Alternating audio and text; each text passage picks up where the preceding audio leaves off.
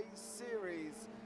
Here, broadcast live on the Radical Race Series YouTube channel and on JPBroadcasting YouTube channel. I am James Parfitt, and joining me in the booth this evening is Ewan O'Leary. Once again, we are back for another amazing week of racing here, and we're live from Okayama in Japan using iRacing, the world's premier simulator. Now, the drivers are calling this track Slipperama. Well, we're going to find out how they're going to get on. And last time out in Spa, with Simon Edwards taking the top spot with Mike Bousson in second and Austin Gretorix in third place. Now, the upside as well is we're only in race one. You know, we've got race two and we've got 16 laps of the Okayama circuit. We go on to next week at Interlagos, where we've got 16 laps of Interlagos, and then we go rounding out onto the 6th of October, 6 laps of Le Mans. So be prepared, that's going to be a long one. On the 13th of October, we go to Watkins Glen Boot with a bus stop, but that's another 13-lap race. 20th of October, we go to Mid-Ohio, and then the 27th, rounding out October, we go to the Fuji GP circuit. And it's going to be an absolute incredible evening of racing. We've got quali, 10 minutes of open quali, and then we've got a 16-lap race. And I think, to be fair, that balls in nicely, bringing in Ewan into the booth. Ewan, how are you, young sir? Yeah, doing very well. Looking forward to another race here of this series. You mentioned it at their second round here at Okayama. Not a driver's favourite, I've got to say, which is in stark contrast to what we saw at Spa. A lot of people were enjoying themselves out last week, just driving on their own. But I feel like people haven't been enjoying driving this circuit quite as much. However, it is one of those circuits that people have a lot of practice on. You tend to get a lot of practice if you are an iRacer. You will, and you're watching this, you will probably know this circuit, or even if it's not in its full layout where you've driven it, you will have at least driven some of this circuit at some point, because it is one of those free tracks you get straight off the bat, and it is used fairly regularly when you are running a lower series in terms of rankings. So everybody will be very familiar with this circuit, but from what we've been grasping throughout the week, not everybody has been particularly enjoying themselves, no matter how familiar they are. I think that's the thing, right? And I think this whole new model that they brought in for the SR10, the whole new setup models, everything, the tyre deck, it's just been killing people. You know, setup-wise, it's a lot more to try and get involved with, to try and not dig out your tyres right near the end.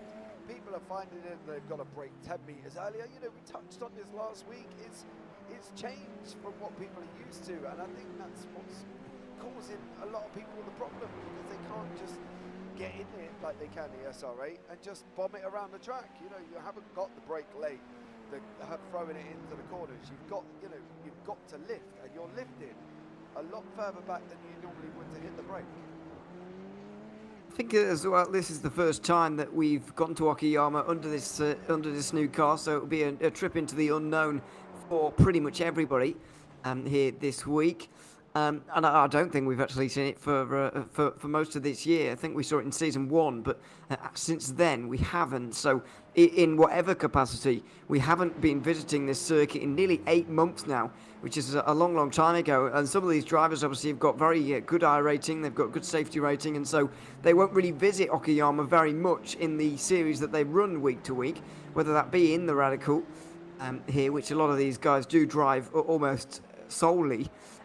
But also in any other series that they may drive, they won't be going around this circuit very often. So it may be one where they're a little bit out of practice, despite the amount of laps that they will have run around here. And of course, as I mentioned, it's a step into the unknown for all of the drivers, really. We've not been to this circuit in this car just yet. So everybody will have been having to figure this one out through the week. And we know that preparation for this race started a long time ago. I think it was Simon Edwards who was the first to really start complaining about this circuit just a little bit, and maybe that's being writ large for us in the lap times at the moment, because he is only down in 4th place, which is not what you'd expect from a free time series champion, and of course the race winner last week. Exactly, and that takes us on to the current championship standings. Obviously, this is only after one race, Grives. So we have got Simon Edwards on top with 40 points, Mike Buson in second on 35, Austin Gretorix in third on 31, Paul Clark on 28 in fourth, Paul Crabb in fifth, Ben Underdown sixth, Luke Maxwell in seventh, sorry, get my teeth working, Jamie Bird in 8th, Colin Wynn in 9th, David Rolliston in 10th, Oliver Ettridge in 11th, Michael LeMay in 12th. Dominic Webb, he's a new one. We're quite sure what's actually gone on there. But there you go. Paul LeMay in 14th, Martina Ward in 15th, Damien G in 16th, Darryl Taylor 17th, Phil Glover down in 18th place. Dave Dowson in 19th, Graham Brown 20th, David Kirkman and Scott Lear both on 0 points down in 21st and 22nd. Ewan, is it as bad as what the drivers are saying? Is the slippiness as bad as what we're hearing from these drivers? Well, I think it's a case really of just finding out for us. It's not very easy for us to really know what these guys are thinking. We heard as well Simon Edwards yesterday talking a little bit about warming the tyres during qualifying. That can only really get them properly up to temperature. Well, not even properly, but can only get them into a sort of the lower end of an operating window on the 4th flying lap, which is no real use when you've got only 3 flying laps in one of these qualifying sessions. So that's going to be a bit of a problem, especially looking at the conditions right now. I don't know the exact figures, but it doesn't look very warm. We are, of course, getting down towards the end of the year now. It is very much autumn. As I'm finding out in the UK right now, and it's getting cold. It's getting very cold up in the northern hemisphere. So it's iRacing, of course, running on the date that it is in real life, or a similar date, and so we start to see at this time of year the temperatures going down quite a lot, and that's not going to help when you're trying to warm up these tyres. We talk all the time about the tyres and how slippy they are, first of all. But also warming them up in the qualifying session. It's actually pretty impossible for them to do that. And judging by what Simon Edwards said earlier, a pole time may well be in the high 22s here today, unless they can find a lot of time compared to where they were yesterday. Yeah, the time and is on top. We've gone back in time again. It's April 1st, 2022. 7 o'clock, and it's 23 degrees currently. So, not boiling for these guys. Not as a track temperature, certainly. Yeah, exactly. I think that's the thing. It's not boiling for them. So it's manageable, but at the same time, they've still got to be able to get their tyres warm, and you can't do it. Now, one of the interesting things I did see the other day is a driver that I'm aware of did a whole endurance race in the Radical. And he went and did 90 minutes on one set of tyres. Now, when I was talking to him, I said, did you not burn them up? Because you're expecting after 90 minutes for it to go completely wrong, aren't you? They're going to burn up. They're going to be all over the place. And he turned around and said, well, the philosophy was as they get lower, they get better. They get through that initial temperature burning up phase, and then you've got what's left of the tyres after. Now, that's a philosophy that I've not heard before, but it seemed to work for him and the person in front who also did the same strategy, and they come away 1 and 2 and never change tyres once.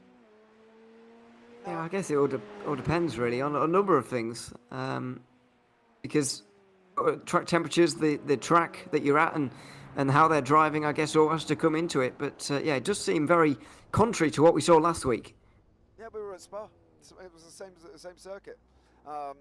It's very bizarre. I can run an hour and a half on the race circuit and have no problems at all, because they've kind of, how can I get it? They've gone past the initial graining. I think if we were talking F1 terms with graining, they've managed to clear the graining off the tyre, and is left with a clear tyre at the end of it. And as I say, they went a whole hour and a half on the tyre set that they were on, and managed to make it through without any problem. So I don't know if the longer the tyres go, the better they get. If you can get past that initial slip stage, which may take a couple of laps, 2 or 3 laps, I suppose, to burn off. But it's definitely got people thinking. I think that's the point after all my elongated story here, Ewan. I think my point is about it's got people thinking that if they try something and it works, they know what to do with the tyre setup.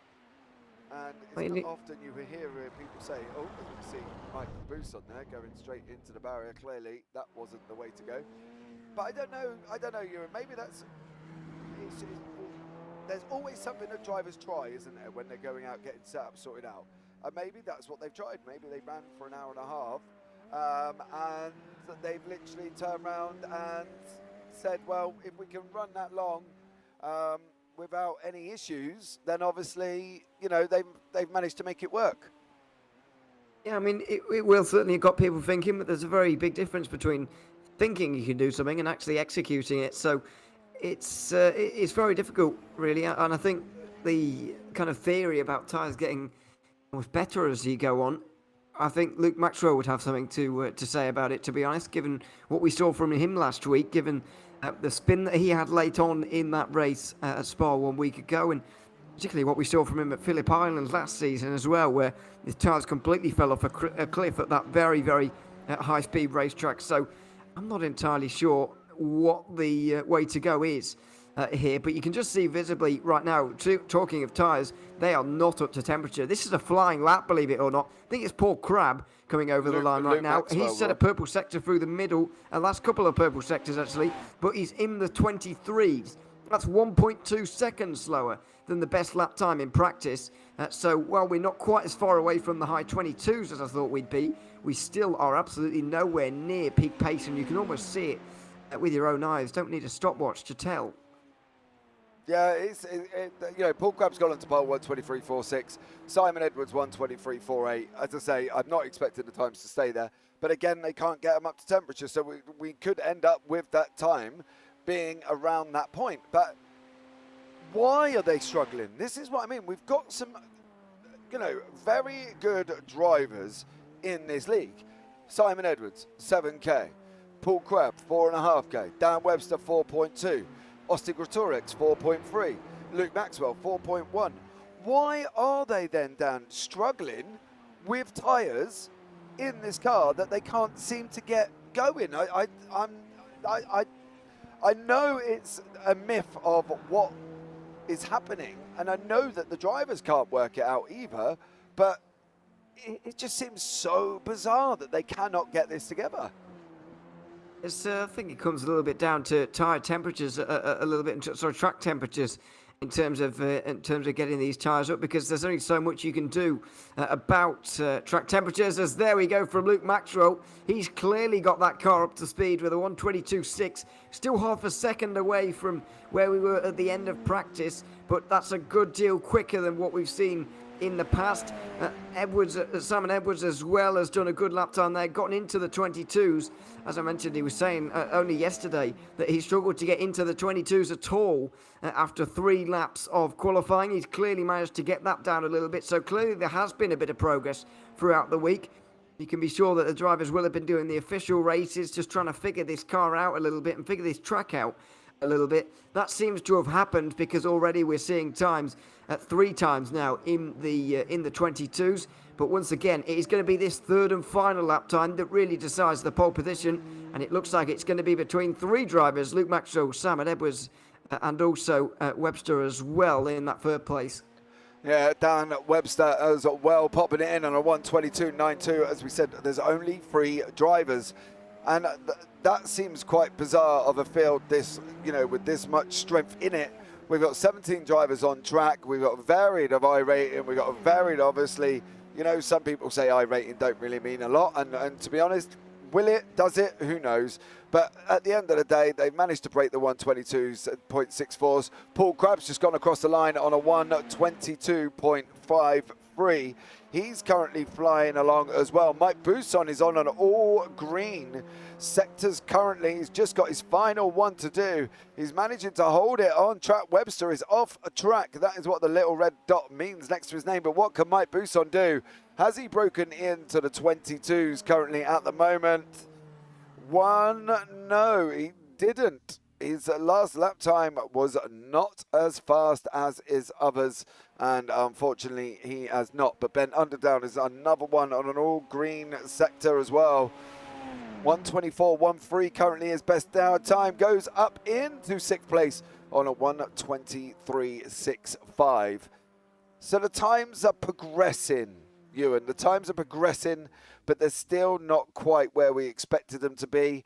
But they're getting there, which is reassuring for these drivers and quite a good confidence booster, I think. The fact that obviously they're able to at least be able to get something out of these tyres. Well, we're not quite to where we were in practice, but that's not expected really, because let's not forget they had 2 hours during practice to get themselves up to speed. And they only have 3 flying laps here, so it's difficult to deliver that under pressure anyway, taking out of the equation the tyre and temperature debates that we've been having a little bit. But yeah, it's not bad lap times are up towards the front. We're only 3-4 tenths away from where we were in practice, and it doesn't really matter for the race in terms of lap times. Qualifying is a little bit more important, of course, in terms of what lap time you're actually doing. You're focusing on it a bit more. However, during the race, it really won't be much of a focus for these drivers, I wouldn't imagine. They're just looking to go as fast as possible with the drivers or with the car that they have around them. So lap times don't matter too much. It's just about tackling this race in the best way possible, and that's what they're going to try and do. But yeah, it's not been a bad qualifying session. A little bit of a surprise, I suppose. Paul Crabb jumping up towards the end there to get pole position. But it's well deserved, and he's gotten nice bit of a lead, or a nice bit of an advantage, I should say, in that session with the times. Yep, absolutely. We are waiting for the results to come through. We're going to probably have to wait about another minute and a half for the results to come through because of the session time has not expired. So therefore, that gives me chance to talk about our sponsor for the year, our charity, that here at the Radical Race Series are donating and are pushing for out as well. And supporting this year is Mast Cell Action. Mast cell activation syndrome affects 1 in 300,000 people and forms part of the spectrum of mast cell disorders. People with MCAS suffer from inappropriately triggered inflammation leading to a wide range of symptoms, namely anaphylactic and life-threatening allergic reactions. MCAS can often take 5 years to diagnose. Due to complexity of the diagnosis procedure, Mast Cell Action aims to reduce this by 3 years to just 2, allowing treatment to begin at an earlier stage. All information can be found down in the YouTube video description, guys, as well. So please, if you want to go and find out more about it, head over to www.mastcellaction.org, and there is a donate link down in the chat as well. So there we go. That is the charity that the Radical Race Series are supporting this year. So there we go. Absolutely incredible from these guys supporting a charity each year. I think that is an absolute amazing thing to be doing. And, you know, it's not often that people get supported, Dan. And I think for a community to come together and support one charity overall, that's epic. It is very good. And as we mentioned last week, it's a thing that's done every season by the Radical Race Series, so it's good to do that. But here we go, setting up for race 2. Here's the grid, and we're about to get underway. Yeah, Paul Crabb is on pole, Luke Maxwell on second, Dan Webster third, Simon Edwards fourth, Mike Buson in fifth, Austin Gretorek sixth, Ben Underdown seventh, Patrick Charlton in eighth, Graham Brown ninth, Michael LeMay in 10th, Oliver Ettridge in 11th, Damien G down in 12th place. So below Damien G, we've got Paul LeMay in 13th, Dominic Lang-Webb in 14th, Dave Dawson in 15th, David Rollister 16th, and Phil Jocelyn down in 17th place there. 17 cars on track. Can everybody going to be rushing down into turn one. Ewan, what do you think we are going to be physically expecting from this race? Well, it's going to be a very entertaining one, a very difficult one. And one where it's going to be pretty difficult to overtake, really. There's not that many opportunities. You kind of got a half chance down towards turn number one. You've got the biggest chance, of course, down into the hairpin at turn 5. But other than that, it's very, very difficult to overtake, especially in these cars. Not really designed for it, although then again, the bigger cars make their way around this circuit in real life. So we'll see how they get on, and we'll see how they race around here. But it could be tricky. Yep, here we go. The lights are coming on now. 3 lights, 4 lights, 5 lights, and we are go, go, go from Okayama here with the Radical Race Series. Currently is Paul Crabb leading us down into turn 1. Dan Webster is trying to battle along Simon Edwards currently as well, and that is Simon down into 4th place. Mike Busson in 5th, Austin Gretorix 6th, Ben Underdown into 7th. There's been some changes. Luke Maxwell, as by the looks of it, is still out on track. Oh, it's gone round Luke Maxwell and Dan Webster. That is waiting till the very end, and they have gone down there, Luke Maxwell and Dan Webster. I was just about to say, Ewan, they all got off cleanly, but clearly they didn't. It was a clean turn 1 and 2 section at least, but down into the hairpin at turn 4 there was a bit of a dive from Dan Webster. In the end, he broke too late, really got into the side of Luke Maxwell, and they both ended up going around, and it's ruined both of their races, really. Down in 15th and 16th positions now. Everybody else able to gain 2 free places. Yeah, it's a real shame. As Dave Dowson actually has been off towards the end of the lap. I think that was at turn 8. He might have gotten some help, but he's dropped down in behind Luke Maxwell despite that early spin. So a real shame, but I would, on early viewing, have to pin the opening one on Dan Webster. So you can't pin that one on anyone other than Dave Dowson, though. Yeah, he touched the grass. Trying to break on the grass is never a good idea, Ewan. And for Dave Dowson there, he attempted it and it didn't work. But the thing is, look at Paul Crabb, 2.5 seconds. Oh, nearly 2.5 seconds gap already. Gainers and losers are up. Crabb's not gained anything. He's been there. He started off as well. Maxwell down 12. Webster down 13. Everybody else, including Jocelyn, up 5. Ettridge up 6. Oliver Ettridge must have got an absolute barnstorming start there, Ewan, and managed to make it through without any issues.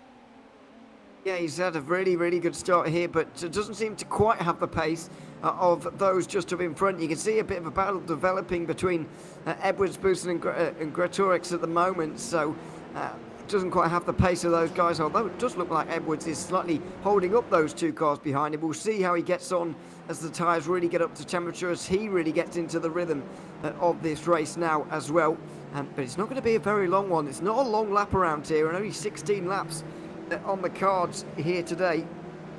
It's the same here as it is at Interlagos, which seems a bit wild, but anyway, it's not a long race, so they do need to get on with it in terms of making these overtakes, although as I said earlier, it's going to be difficult. Yeah, because it brings a different added pressure when somebody turns around and says to you, oh, by the way, you've only got 16 laps, get on with it. You know, that's not the mindset that you can really go into with this. You've got to try and keep it on track.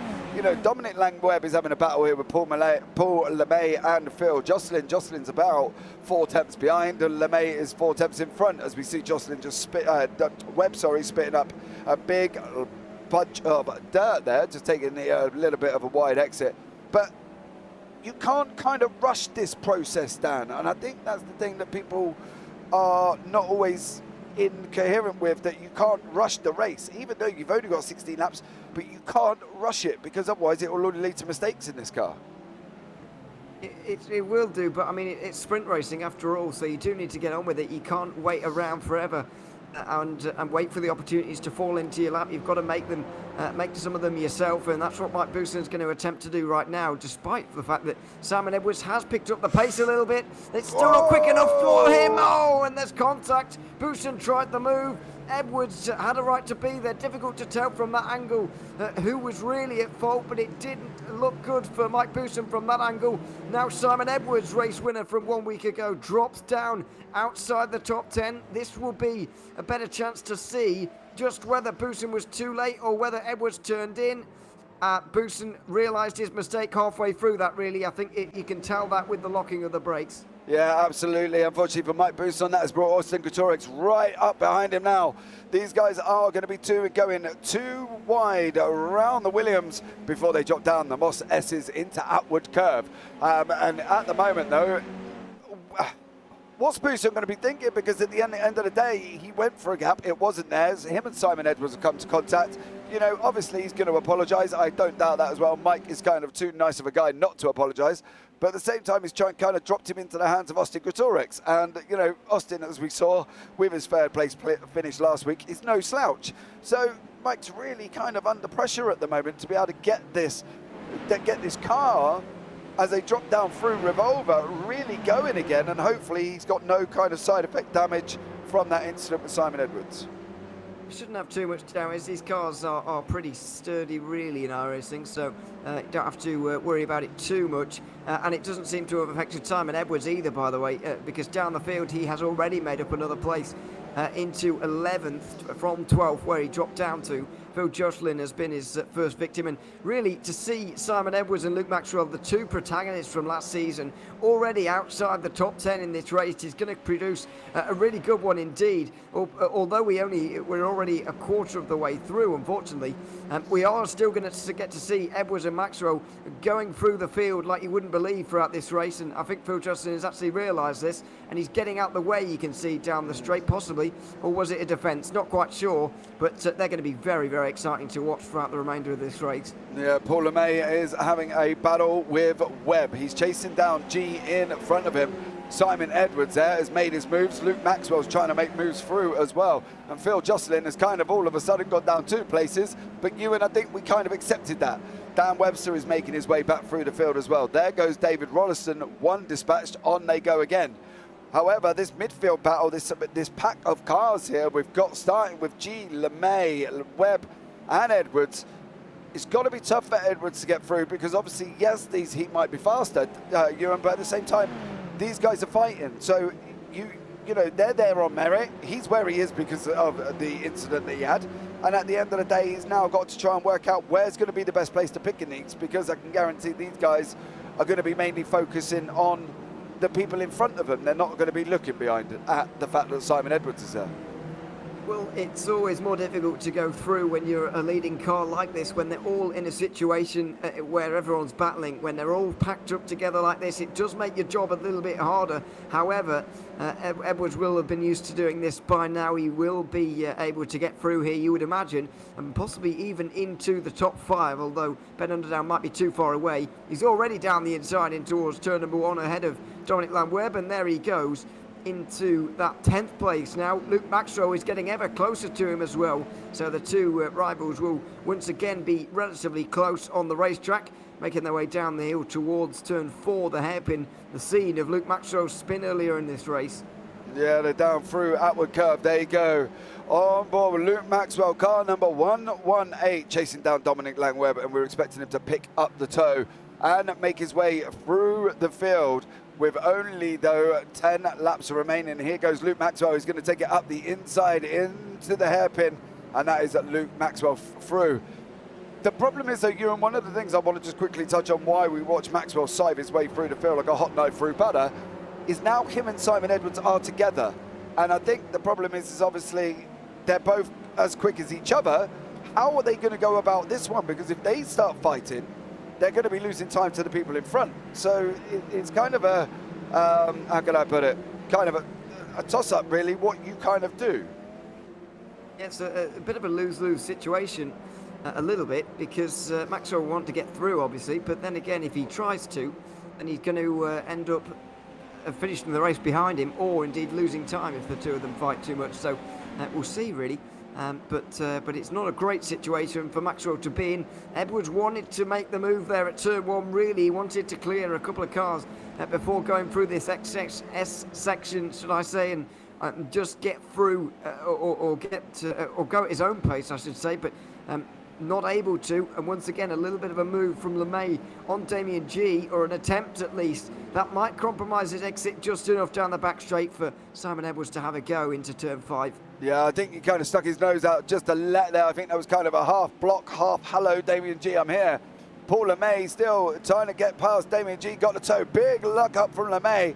Carried a little bit more speed into the hairpin section as these guys drop down now into Revolver. This section is quite hard, and as we can see, Simon Edwards go up the inside of Paul LeMay. Paul LeMay then comes back and goes back in front of Luke Maxwell. Maxwell now trying to go up the inside, thinks better of it.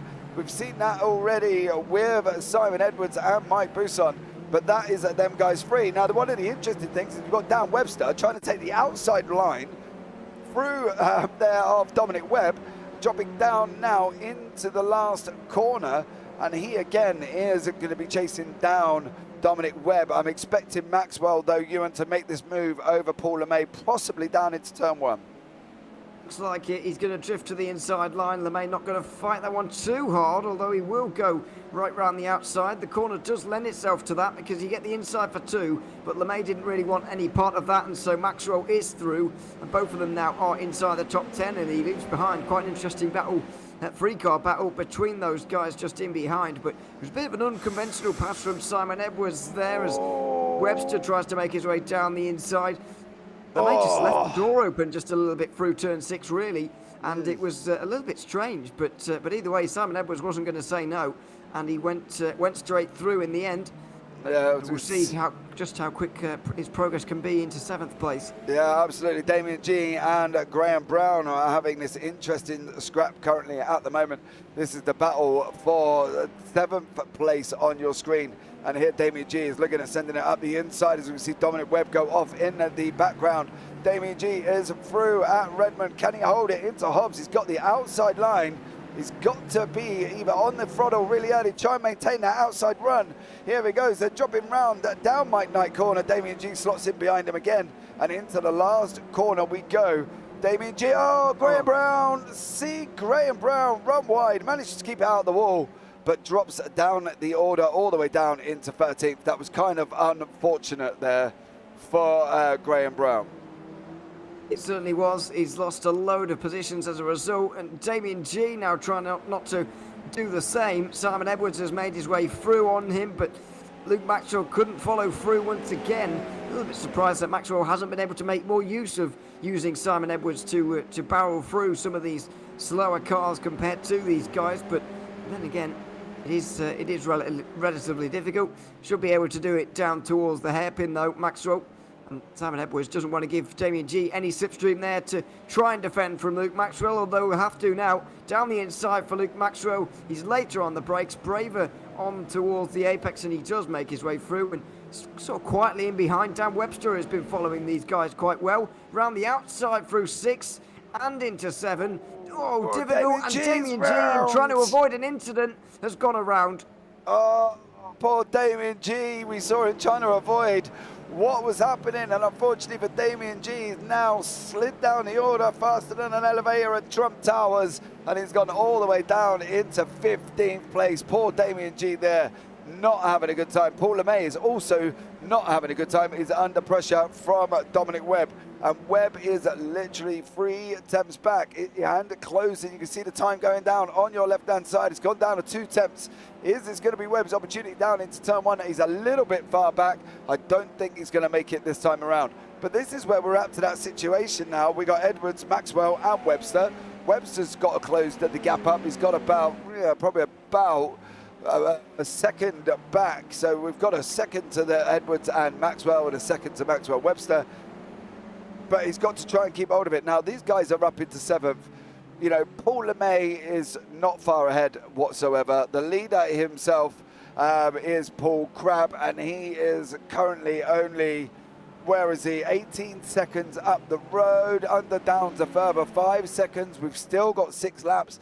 Edwards' time is on a 1:23.29. Under downs on a 1:23.66. However, the man in the middle, Michael LeMay, has just done a 1:24.35. So Michael LeMay's a possibility, but do we think Underdown is? I think it's just going to be too far at this point. When you get further and further up the grid like this, it does mean that the gaps between the different cars are a lot bigger than they are further down, where we're seeing it as still a big train battling it over those final places inside the top 10. It's very different once you get inside that top 10 and start edging yourself towards the top 5 even, as these guys are doing now. So while they might be able to pick off LeMay with not too much difficulty, it might even be difficult to get to Ben Underdown, because you've got to remember there's not that many laps remaining. 6 laps including this one. It's barely 10 minutes of racing. In fact, it isn't 10 minutes of racing. No. It's less than that. So it's not a long time for these guys to actually make this move or even catch up to Ben Underdown just up in front. Currently in 5th place, but 4.5 seconds in front of LeMay, who they haven't even passed yet. Yeah, and I don't think they're going to get him again down into the hairpin. I think LeMay, of course, Michael LeMay, because we do have his brother in the race as well. Paul LeMay currently down in 10th place. Obviously, these guys from Two Brothers Racing here. Michael LeMay's doing a stellar job so far. There is no reason whatsoever why he's even got to think about moving over. At the end of the day, it's down to Simon Edwards to make the move. And if LeMay wants to defend his heart out, he can defend his heart out, and I'm hoping that he does put up an absolutely extraordinary fight and gives these 3 guys something to think about, because they are Simon Edwards, they are Luke Maxwell, and they are Dan Webster. You know, so at the end of the day, they've got to be trying to make this move. Zach Sweeney, is that Juan O'Leary? Yes, it is Juan O'Leary in the booth with me this evening. Dan Webster has gone wide. He's now trying to make that move on the inside of Luke Maxwell. They are side by side going in down into turn 1. I think Webster's kind of, it looked like he got a little bit squeezed there, Ewan, and had to pop it up onto the curb, maybe to try and avoid the contact that might have happened if he stayed there.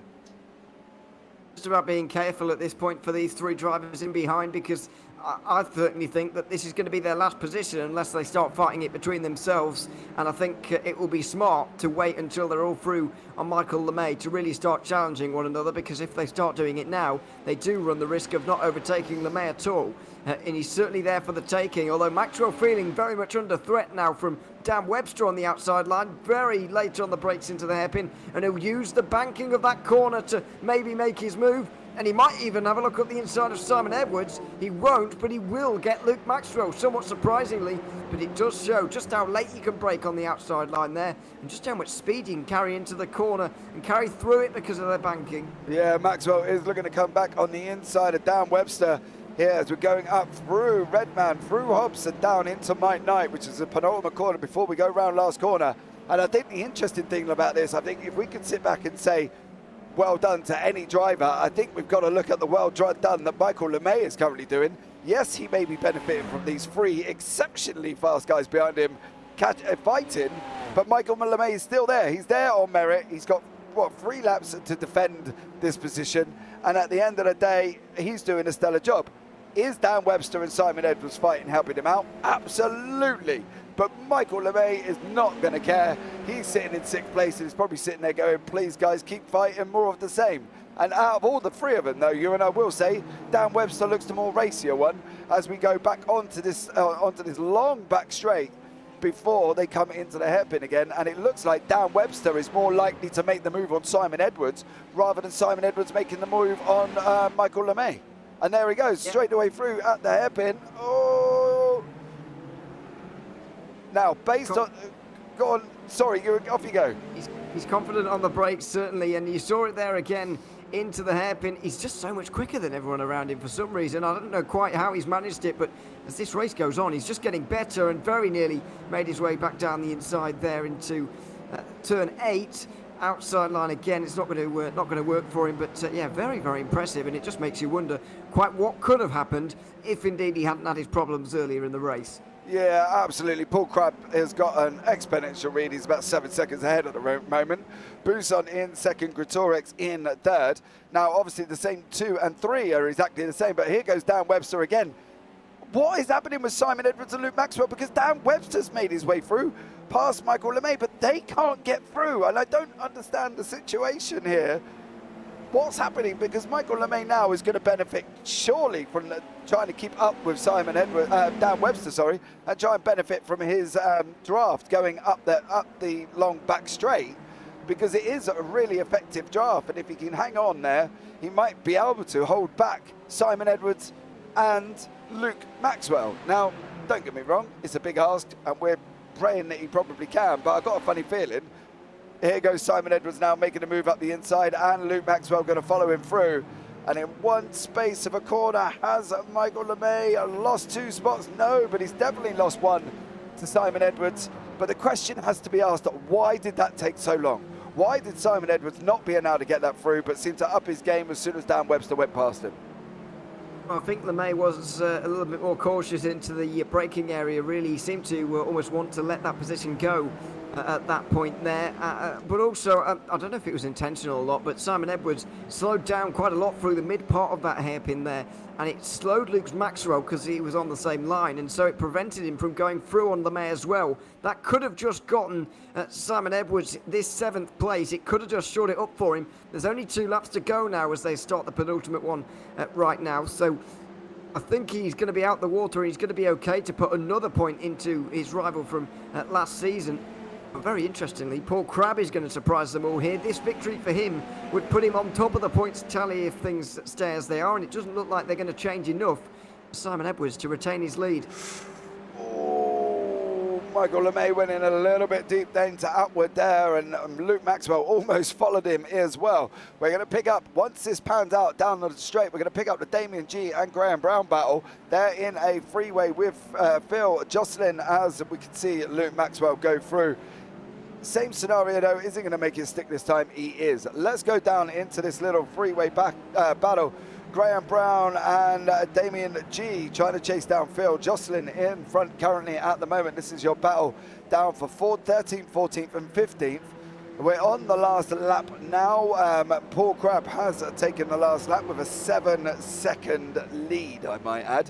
So this currently is your closest battle on the racetrack. But it just goes to show that they're battling all the way down the field. In front of that is David Rolliston under attack from Phil Jocelyn on the last lap. So really, we've still got little battles that can happen. There's a gap between now Ben Underdown, Dan Webster and Simon Edwards. Luke Maxwell still got Michael LeMay right behind him, Ewan, but at the moment, it's kind of all settled down for the final lap, really, isn't it? Because everybody's quite sort of a distance apart now, which seems a bit weird considering how close they were earlier on. Well, it does, but it happens over the course of a race, of course, and everybody realises that they're getting towards the end now, and so people do just start to accept where they've gotten to in this race and where they're likely to finish as well. But there's been a remarkable bit of symmetry actually from what we saw at Spa. We've got obviously a different race winner here. Simon Edwards down in 7th on this occasion. It's going to be Paul Crabb with the win. But interestingly, Mike Bousson and Austin Grettrex finishing in that 2nd and 3rd place for the 2nd week in a row. That's exactly where they were at Spa. They'll finish here again at Okayama. Yep, here we go. Crabb comes round the final corner. Paul Crabb takes the victory in round 2 at Okayama. Did we see Slipperama? Let me know down in the YouTube comments below when on the watch back. But Paul Crabb takes the victory. Bousson in 2nd. Greatorex there in 3rd. And what we didn't mention is this man Oliver Ettridge, one of the biggest gainers through the whole race. He got up 7 places. And that's the gap to Ben Underdown and Dan Webster, literally less than a second as these guys cross the line. But Phil Jocelyn and David Rolliston here are still having an absolute ding-dong going into the last corner. And it looks like Phil Jocelyn may look at staying behind Graham Brown. Yes, he does. Yeah, well, that was an exciting 16 laps, wasn't it? It was an exciting 16 laps, a good race indeed, and largely as well due to the fact that we had 3 of the top 4 dropping down the order, or 3 of the top 5 at least, dropping down the order very early on in that one. In the end, Dan Webster, Simon Edwards and Luke Maxwell managed to get to 6th, 7th and 8th in the order, but at a time they were in the very bottom of the standings, so that definitely contributed to the amount of overtaking we saw during that one. Yeah, absolutely. And here are the race results. Paul Crabb is in 1st place. Mike Bousson 2nd. Austin Greatorex in 3rd. Oliver Ettridge up 7. Biggest gainer of the day. Absolutely stellar job from Oliver up into 4th place. Ben Underdown hung on with a 2nd gap over Dan Webster for 6th. Simon Edwards 7th. Luke Maxwell 8th. Michael LeMay, stellar job. Finishes ahead of his brother Paul LeMay in 9th and 10th respectively. Dominic Lang-Webb in 11th. David Roddeston in 12th. Phil Jocelyn 13th. Graham Brown 14th. Damien G 15th. Dave Dowson down in 16th. And Patrick Charlton looked like he never got going. So therefore that's why he's dropped all the way down the order. Well, on to Interlagos. Another 16-lap race. You know, these guys are going to have to try and kind of do the same thing. I think it's interesting the fact that we've got, you know, Mike Bousson and Austin Guttorix in exactly the same place, you know, as they were last time. Are they going to be looking, you know, we've got a different leader, you know, Simon Webster, sorry, excuse me. Simon Edwards, Dan Webster and Luke Maxwell are going to look for some kind of retribution, aren't they, next time around? Yeah, certainly. I mean, they're going to want to make amends for it, but not in a case of they feel hostile towards anyone else, I don't think. It's just a case of they want to do a little bit better next time. But you can't have 12 good races in a season, really. You've got to have a couple of bad ones at some point. So they'll just have to accept it. They will. They've still got points, obviously. They're still finished inside the top 10. So they've got to accept that and still be pleased with that. And then, move forward to the next races, to some more familiar tracks, to some more tracks where people are going to be a bit more happy to race there, to be honest. Interlagos, certainly. Le Mans won't be bad, and Watkins Glen won't be terrible either for most of the drivers, I wouldn't imagine. So they'll enjoy themselves a little bit more, I think, rather than having to deal with this circuit, which I don't think has been a favourite of everybody's. Well, I'll tell you what, I think it could be a favourite of Paul Crabb, who we have brought into the booth. Paul, welcome into the booth, young man. I hope you're well. Very pleased with myself. Very pleased. Well, you led from start to finish, mate. You know, I'd be pleased with myself if I could manage to actually keep the SR10 on the track. But enough about me. You know, you've went out, you've won, and you won comfortably by 7 seconds. Yeah, I mean, I lucked into an easy race by the first lap incident, which seemed to clear out everyone behind me. So. Yeah, we're just looking at it now. Dan Webster and Luke Maxwell. Dan went in a little bit too hot, locked the brakes up, spun both of them round. Mind you, They did end up at the back of the field, and they did manage to get back to 6th, 7th and 8th. So Simon Edwards had another incident with Mike Bousson thoroughly back. So you were aided, but look, right, I'm not going to use that as an excuse to take away the pleasure that you've got, Paul, of going out with that victory. You know, you've won, dude. This is put you on top of the standards. So go away and celebrate, mate. You know what I mean? You've got to be happy with that, surely.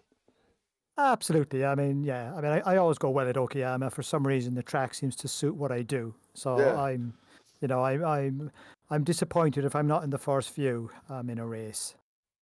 So it was good, but very not really. I didn't have any problems.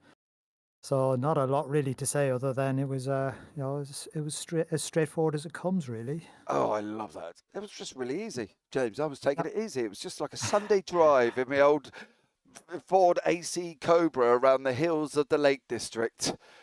I don't know, Paul. Well, I wasn't taking it easy because I know Mike Bousson was behind, and he's pretty rapid around here. So. Yeah, absolutely. But well done, mate. Congratulations on your victory this evening. Go and chill out. We'll see you next week at Interlagos. Is there anyone you want to give a shout out to before you leave the booth? I'll just give a shout out to Daryl Taylor. He's not here this week. He's on holiday, but he's obviously taken over administration. So thanks, Daryl, for keeping it going. Stellar job from him. Right. Oh, sorry, Paul. I will say goodbye. Sorry, mate. I've moved you by without actually saying goodbye. So, take care, buddy. Have a great week. Oh dear. Right, so let's bring in the double second place man, double third place man from round 1 and round 2. He's going to be going to at least 2 better next time at Interlagos. Is the one and only Austin Guttorix. Austin, how are you, buddy? Not bad, James. Yourself? Mate, I'm always good. I've had a really good week. I'm just watched you claim another 3rd place. Now, I've said this already, and regardless if it was aided by the incidents with Dan Webster, Simon Edwards and Luke Maxwell, I'm just going to say stunning drive, mate. Well done, and a great third place for you. Thank you, but it was more about just keeping it on the track for me. I think my first lap was about 5 minutes before qualifying. I completely forgot about racing. I know when we spoke last week, I don't normally race this league, and I'm trying to do it all this season. And I thought, oh crap, quick, let's hurry up. And I've never got on well with this track, so I'll take a P3. Mate, I would take a P3 as well. Not many people did, to be fair. There was a lot of people who were like, no, we don't like this track, James. It's not going to happen. Ewan was talking to drivers and everybody, and Simon Edwards was just like, no, I don't like it either. But it seemed to work for you, mate. Yeah, you know, it was helped. But you can still, as you say, kept it on the black stuff. And I think that's one of the most important things at a track that they're calling Slippy Armour in the SR10. Definitely. In any track in this car, as soon as, I know we've mentioned it before, Yep. and everybody will mention it, but as soon as the tyres start going off, just keeping it on the track is half the battle towards the second half of the race. Like I said, I had a little bit of a gap behind me, so I didn't bother pushing too much further forward and just kept it for third. Mate, it's points, isn't it, at the end of the day? And you've had 2 podiums in 2 rounds. We go next week to Interlagos. Set an alarm on your phone, Austin. That might be a good shout, man, buddy. That will give you a little bit of a reminder that you've got a race on a Thursday, if you can, of course. Are you expecting the same result? You know, because I'd love to sit here and say, welcome in, Austin Gutierrez, winner at Interlagos. To be honest, that's not going to happen, James. I'm on holiday from 2 weeks from Monday. Mate. So when we get back, a possibility. But no, these next 2 weeks I won't be here. Oh, Interlagos and Le Mans. All right, so I'll turn around on the 13th of October then and say Austin Gutierrez winner at Watkins Glen. How about that? Yeah, we can live with that. Hopefully that happens. We'll see. All right, mate. All right, well, you have a great holiday, buddy. Where are you off to anywhere good? Dominican Republic. Oh, fair enough. That's probably nicer than the UK. I'm not going to lie currently. Anyone you want to give a shout out to, buddy, before you leave the booth? Just you for the broadcast, all the people that run the league and everyone that raced this evening. I hope everybody is doing well and has a great evening. No, buddy, excellent stuff. Well done, Austin. And we'll catch you in 2 weeks' time. Thank you very much. See you then. All right, let's bring in Simon Edwards into the booth. Simon, welcome in. I'm not sure whether to sit here and say commiserations or to sit here and say, Simon Edwards, what a stunning drive back to get yourself back into 7th place. Use the latter, and then I'll be in a better mood. Yeah, I tell you what, let's not focus on the negatives because, you know, it's a tough one to sit here, Simon. I think this is what people don't quite understand about league racing is when you've got the quality that's in this league, you are expected to have close racing. Once you've got that quality in close proximity of each other, we're not robots. We will make mistakes. Yes, there was a mistake from Mike Bousson, and I think he'll probably be hands up and admit it. But it's how we come back from the mistakes. And I think you've just kind of shown, and Dan Webster, to be honest, and Luke Maxwell, how to recover from them mistakes or the incidents that, yes, didn't involve you. But that was stunning, mate. You know, quality to get back to where you got back to. Yeah, thank you. I was down a bit at top speed as well, so I couldn't stay with Dan, so I was really annoyed. But the car was all right otherwise. I was only maybe losing 2/10 down that straight because that's only where it really matters. Yeah. But it was annoying. I couldn't stay with Dan. Yeah. Yeah, and we weren't that far away from what would have been 5th for him if he'd got up to him as well. So, but yeah, I thought after I got away with that first incident, managing to hold up for the first mistake, I got a little bit of a punt from behind, but I don't think it damaged me at all. And I thought, that's my one get out of jail free. I won't have any more big moments like that. And then I had a little wobble, and it got Mike close to me, and I think he just thought, this is my chance. See, from a driver's point of view of this car, Simon, I think it would have been hard for Mike because you ended up in that terrible vortex of V going into a corner, which we all absolutely dread being in because we know somebody's going to be trying to send it up the inside. Did Mike try and send it up the inside? I think he had a go. Did he go in a little bit quicker and wasn't expecting the door to close? Absolutely. But I do want to touch on something. One thing that caught my eye during the race, and me and Ewan were talking about it, is you did kind of get held up by Michael LeMay. You couldn't find a way through until almost Dan Webster passed you and went past Michael yourself. Any idea why that was? Because Michael, Michael LeMay was doing a stunning job, but you just couldn't find your way through for at least I think it was like 3 or 4 laps at one point. Yeah, it was a bit of confusion in the end, I think. I'll speak to Paul. I think he was trying to let me through, but it was my top speed couldn't quite get to him because he had a draft as well. And I didn't want to just send it because I might have taken the front car in front of him out into the hairpin. And then I think he was trying to let me through when I showed my nose on the outside of the hairpin, and I think we just all got confused, and I lost about an extra 2 seconds there. But otherwise, I was just struggling with a little bit of top speed to get to him. That's all. I was just struggling out of that bottom hairpin up to the top hairpin. I enjoyed it. So but I thought we were going to end up crashing because I didn't know if he was letting me through, not letting me through. Yeah. And I think he'd lost a lot of time himself. He didn't need to let me through. I had to make my way through, but it helped me get further forward because then I could attack the car in front with. But isn't it a tough one when you're obviously not hitting top end from a driver's point of view? If I had a driver who I was expecting to be rapid, as you so are rapid, and you're not able to quite get there, I wouldn't kind of have a clue what to do with you either. And because at the same point I'm sitting there thinking, well, don't take me out. Here we go, son. There's the door. Go for it. But then you can't quite get there. So I guess from Michael LeMay's point of view, I understand where that kind of confusion would have come from. Yeah.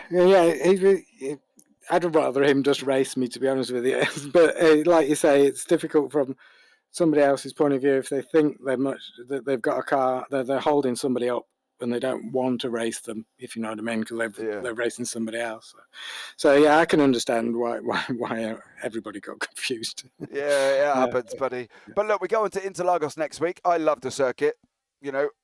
Obviously I'm not driving. I'm up here, but I absolutely love that circuit. Any opinions on Interlagos before we let you go? Well, if you've got stars from 0 to 10 for tracks, Okayama's no stars. Yeah. And Interlagos is 10. Oh. Woo! Simon, you've gone up in my expectations, young man. I love Interlagos. But look, dude, is there anybody you want to give a shout out to before you leave the booth this evening? I'll give a shout out to Mike so that he doesn't feel too bad. And I'll have him off somewhere. No, I won't. If that happens at Interlagos, mate, I'm not going to recap back to this conversation. No, please don't. No, I should have. Yeah, it won't happen. Right, we'll edit that out. Ignore them comments. I'm sure Simon's not going to go out and torpedo Mike down through the centre S's at Interlagos. Okay? No, but the next corner. The next one after, yeah. But there you go, Simon. Well done, mate. Great recovery back to 7th, and we'll look forward to seeing you next week.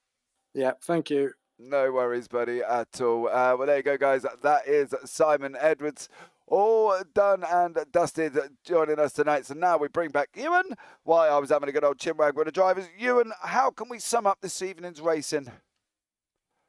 Oh, difficult, I think, is probably a good word to use for a lot of them. We saw that with the amount of top drivers that ended up so far down. Obviously, they fought their way through in the end, but the incidents obviously didn't help them throughout that one. And it turned into an interesting race. It didn't end up being quite as difficult to overtake as I thought because of the actual pace difference between some of the drivers that ended up together. But it still produced a good one in the end. So it was a good race. But I think a lot of the drivers are glad to see that one behind them now, and looking forward to a couple of more positive circuits coming up.